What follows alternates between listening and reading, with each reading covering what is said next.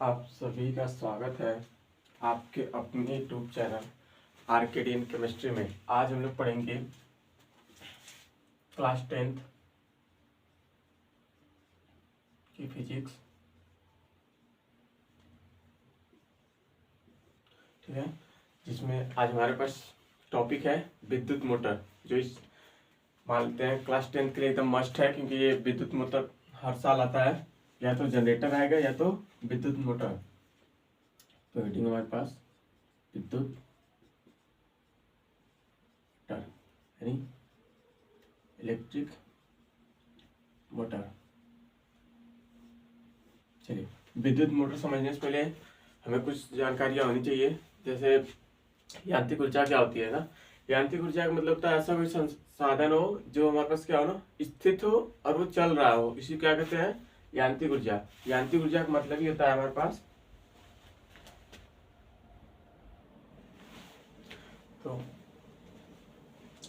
यांत्रिक ऊर्जा वही होती है जिसमें हमारे पास क्या हो ना, स्थितिज ऊर्जा प्लस गतिज ऊर्जा दोनों हो।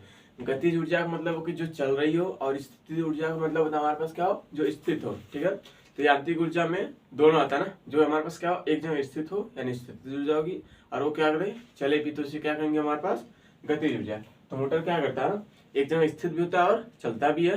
ठीक है, अब वो तो हो गया, मानते हैं यांत्रिक ऊर्जा। अब समझते हैं इसका सिद्धांत क्या है, प्रिंसिपल क्या होता है, किस सिद्धांत पे कार्य करता है। तो हेडिंग लिखेंगे सिद्धांत यानी प्रिंसिपल। ठीक है, अब ध्यान सोचते हैं ना, प्रिंसिपल हालांकि हर चीज का होता है। जैसे हमारे पास प्रिंसिपल का मतलब देखिए, मेन उसका उद्देश्य क्या है ना, वो किस ऊर्जा को किस ऊर्जा में बदलता है, ये क्या होता है, उसका प्रिंसिपल होता है। ठीक है, ध्यान सोचते हैं। देखिए हमारे पास मोटर है, मोटर सबने देखा होता है। तो मोटर क्या करता है ना, उसको धारा दी जाती है तो मोटर क्या करता है, चलने लगता है। यानी वो क्या होता है, एक ऐसी डिवाइस है, यानी एक ऐसी युक्ति है, यानी मशीन है, जो क्या करता है, विद्युत ऊर्जा देने पर क्या करता है, वो चलने लगता है। चलता भी आपको बताया है, जब हमारे पास कोई चीज स्थित हो और वो चले भी, तो उसमें कौन सी ऊर्जा होती है, यांत्रिक ऊर्जा। तो विद्युत ऊर्जा क्या है, एक ऐसी डिवाइस है, यानी ऐसी एक युक्ति है जो क्या करती है, विद्युत ऊर्जा को यांत्रिक ऊर्जा में बदलती है। ठीक है, देखेंगे यह एक ऐसी युक्ति है जो विद्युत ऊर्जा को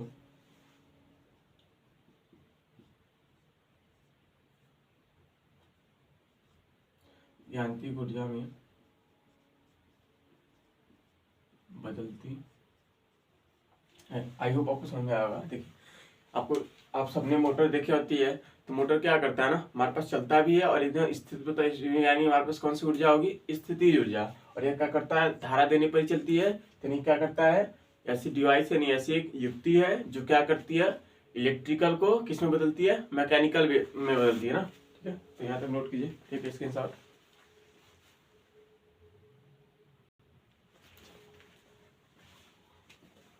चल लिखेंगे, हेडिंग हमारे पास है मोटर के मुख्य 3 भाग होते हैं। पहला हमारे पास क्षेत्र चुंबक, दूसरा हमारे पास आर्मेचर कुंडली,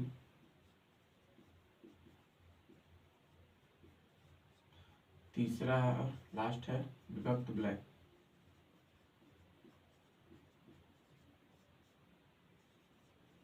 विभक्त वलय और ब्रूथ। ठीक है, क्या सोचते हैं ना, क्षेत्र चुंबक क्या होता है, चुंबक का मतलब आपको सबको पता है, चुंबक होगा एक नॉर्थ साउथ होगा, एक साउथ पोल होगा। ठीक है, और आर्मेचर कुंडली क्या होती है ना, ये एक आयताकार कुंडली होती है, जो तांबे की आयताकार कुंडली होती है, जो नर्म लोहे की होती है, जिस पर तांबे का तार लपेटा होता है। कई फिल्म जैसे आपने जैसे ऐसे हालांकि देखा तो होगा, नहीं तो ऐसे नहीं, तो पंखा सबने देखा होता है। पंखा क्या होता है, इतना बड़ा सा, उस पर क्या होता है, तार लपेटा होता है। ऐसी आर्मेचर कुंडली होती है जिसमें क्या आता है, एक आयताकार कुंडली होती है, जो हमारे पास नर्म लोहे का होता है।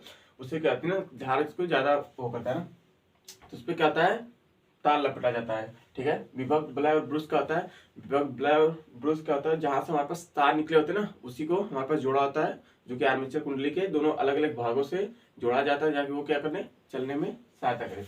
नोट कीजिए। वीडियो अच्छी लगे तो लाइक जरूर कीजिएगा, ना लगे तो भी अपना सुझाव जरूर दीजिएगा कि वीडियो कैसी है। ठीक है, और शेयर जरूर कीजिएगा। चलिए आगे देखते हैं।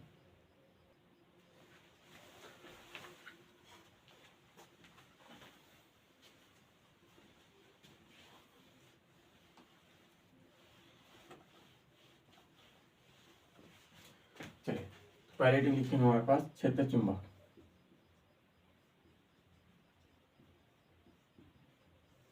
ठीक है, क्षेत्र चुंबक में लिखेंगे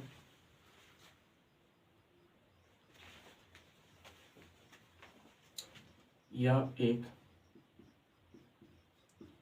प्रबल स्थायी चुंबक होता है जिसके या जो जिसमें लिखते हैं, जिसमें दो ध्रुव नॉर्थ एंड साउथ होता है। ठीक, अभी फिगर से बताएंगे ना कौन कहाँ से पार्ट होता है, हालांकि अभी बस ऐसे लिखते हैं। क्षेत्र चुंबक पे दूसरी हमारे पास है क्या, आर्मेचर कुंडली।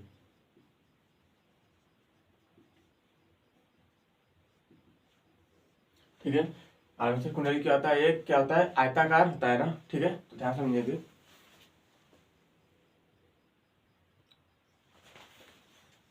इसमें लिखेंगे यह आयताकार नर्म लोहे की रोड होती है जिस पर तांबे के अधिक फेरे लपेटे होते हैं। ठीक है, ये दोनों देखिए ध्यान समझते हैं। क्षेत्र चुंबक क्या होता है, चुंबक का मतलब चुंबक ही होगा, कुछ तो इसमें स्पेशल होगा नहीं। ये क्या होता है, जो चुंबक होता है, यहाँ पे मानते हैं ऐसे, यहाँ पे ये दोनों हमारे पास चुंबक है, इसके बीच में आर्मेचर कुंडली रखी जाती है, वही क्या करता है, घूमता है, इससे हमारे पास उसी को चलाया जाता है, मशीन को चलाया जाता है ना। ठीक है, तो ये क्या होता है, प्रबल स्थायी चुंबक होता है जिसमें क्या होते हैं, दो, हालांकि चुंबक है तो दो ध्रुव होगा, नॉर्थ एंड साउथ। हमने पहले भी पढ़ा था, इससे पहले भी चुंबक क्या होता है, चुंबक जो लोहे के छोटे छोटे टुकड़ों को अपनी ओर आकर्षित करता है, और इसमें क्या होते हैं, दो ध्रुव होते हैं। दो ध्रुव यानी एक नॉर्थ होता है, एक साउथ होता है। ठीक है, फिर उसके बाद क्या है, आर्मेचर कुंडली। आर्मेचर कुंडली अभी देखेंगे क्या होता है। तो क्या है, एक आयताकार क्रोड होता है जिसमें हमारे पास क्या होता है, नरम लोहे का बना होता है, और इस पे तांबे के तार लपेटा, अपनी कुंडली देखा भी होगा। ठीक है, जैसे मोटर खुली होती है वो, या हालांकि उसका नहीं तो हालांकि पंखा तो सबने देखा होता है ना। पंखा क्या होता है, पंखा होता है इतना बड़ा गोले में, और उस पर क्या होता है, तांबे का तार लपेटा होता है बहुत सारा। तो ऐसे ही हमारे पास आर्मेचर कुंडली होती है। ये क्या होती है, एक आयताकार आकार में होती है जो नर्म लोहे की बनी होती है, और उस पर क्या होता है, तांबे का अधिक से अधिक फेरे में लपेटा जाता है, तार लपेटा जाता है। ठीक है, यहाँ पे स्क्रीनशॉट लीजिए। ठीक है, स्क्रीनशॉट।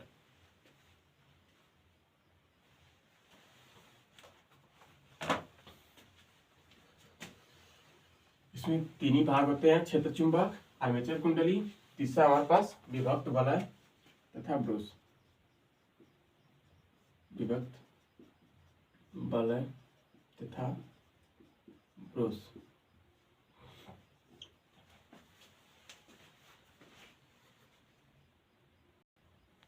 तीसरा भाग है इसमें विभक्त वलय तथा ब्रूस। ठीक है, विभक्त वलय क्या होता है ना, ये पीतल का बना होता है। पीतल का क्या है, एक छल्ला होता है जो बराबर दो भागों में बटा होता है। कहने का मतलब जैसे हमारे पास देखो दोनों क्या क्या अलग अलग, अब देखो वलय में क्या किया जाता है, तार जोड़ा जाता है। तो तार हमारे पास क्या होते हैं, दो प्रकार से होते हैं, एक प्लस और एक माइनस। तो दोनों को तो एक साथ जोड़ नहीं सकते हैं, इसलिए क्या करता है, दोनों को अलग अलग रखना चाहिए।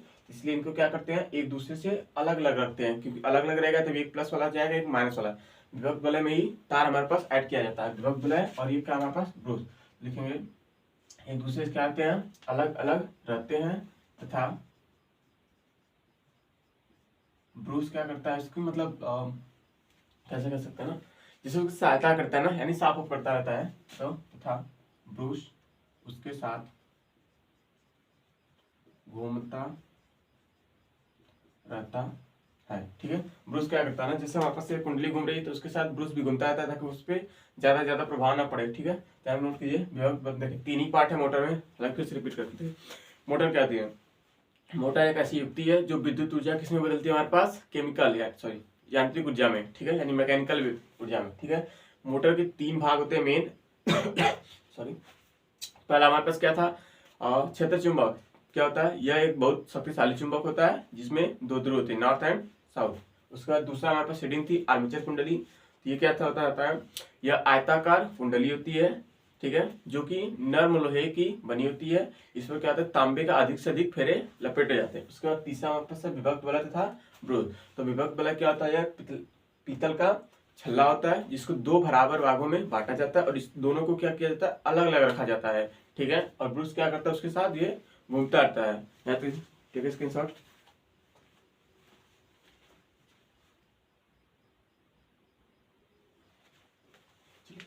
आई होप अपने नोट कर लिया होगा, ठीक है। अब नोट्स बनाएंगे तो बेहतर है कि आपको सहायता ही मिलेगी, ठीक है। अगला हमारे पास वर्क फंक्शन यानी कार्यविधि, ठीक है। चलिए थोड़ा फोकस करेंगे इस पे। वर्क फंक्शन आ गया है हमारे पास। पहले प्रिंसिपल आ गए, सिद्धांत के मेन प्रिंसिपल हमारे पास वही था जो हमारे पास क्या करता है, विद्युत धारा को यांत्रिक ऊर्जा में बदलता है। हालांकि ये भी प्रिंसिपल, ये सिद्धांत ही है, ध्यान समझिएगा क्या लिखा है। देखिए ऐसे लिखने का एक रीजन है जिससे कि आपका कम समय मतलब लगे, ठीक है, और वीडियो ज़्यादा लंबी नहीं होगी तो आप पूरा आवाज भी करेंगे, ठीक है, बोरिंग फील नहीं होगा, ठीक है। चलिए ध्यान समझते हैं। और हालांकि हमारा तो पूरा टाइम जाएगा तो इसलिए लाइक तो बनती है, ध्यान समझेंगे। देखिए लिखा गया सिद्धांत का मतलब क्या था, जब किसी कुंडली को चुंबकीय क्षेत्र में रखकर धारा प्रदान की जाती है। जैसे हमारे पास अभी फिगर से समझाया जाएगा क्या है हमारे पास नेक्स्ट है। तो हमारे पास जैसे कुंडली है, जब किसी कुंडली में धारा, हालांकि वैसे भी आपको पता होगा ना, अरिस्टेट का प्रयोग हमने पढ़ाया था। जब किसी तार में धारा प्रवाहित की जाती है, तार के चारों तरफ क्या हो जाता है, चुंबकीय क्षेत्र उत्पन्न हो जाता है। तो वही चीज लिखी है, जब किसी कुंडली को चुंबकीय क्षेत्र में रखकर धारा प्रवाहित की जाती है तो कुंडली क्या करने लगता है, एक बल उत्पन्न हो जाता है, ठीक है, बलयुग्म कार्य करने लगता है,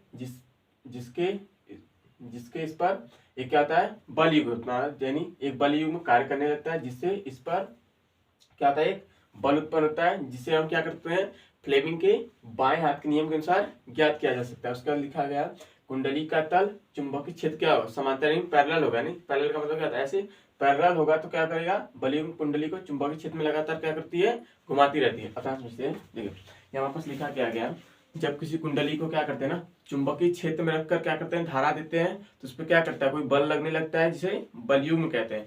तो बलयुग्म क्या करता है, इस पर मतलब जिसे बलयुग्म उत्पन्न होगा तो इसे क्या करते हैं, फ्लेमिंग के बाएं हाथ के नियम, यानी ये आपने देखा होगा फ्लेमिंग का बाएं हाथ, हालांकि अभी तो हमने नहीं पढ़ा, हालांकि नेक्स्ट वीडियो में वही पढ़ाया जाएगा। तो फ्लेमिंग का बाएं हाथ ये होता है और दाएं हाथ ना, यानी तीनों को ऐसे रखा जाता है, तीनों उंगलियां क्या हो, परपेंडिकुलर हो, ठीक है। तो फ्लेमिंग के बाएं हाथ के नियम के अनुसार ज्ञात किया जा सकते हैं कुंडली का तल और क्या होता है, चुंबकीय क्षेत्र, क्या दोनों समांतर होते हैं, क्या करते रहते हैं, हमेशा ऐसे से घूमते रहते हैं, जिससे हमारे पास क्या होती है, धारा उत्पन्न होती है, ठीक है। या तो नोट कीजिए, ठीक है, इसके साथ उसके अगली हेडिंग हमारे पास कार्यविधि।